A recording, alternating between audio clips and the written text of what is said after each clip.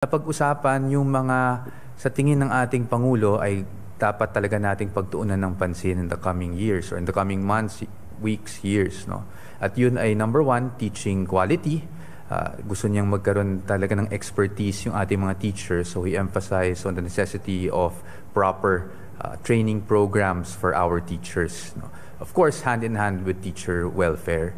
Pangalawa po dyan, yung nutrition aspect. Dahil alam naman natin na nakaka-apekto talaga ang nutrition pagdating sa performance ng ating mga kabataan. That's why we looked at the different feeding programs of government. Kasama na syempre yung ating school-based feeding program. Ngayon, sa DepEd, meron naman tayo yung ating NEAP, no? Yung National Educators Academy of the Philippines, which is the training arm of DepEd pagdating sa ating mga teachers. So, ang sabi ng ating Pangulo, we really need to update our teachers sa technology. We need to ensure that they have the proper training programs and they have the proper expertise para po magampanan talaga nila yung kanilang trabaho.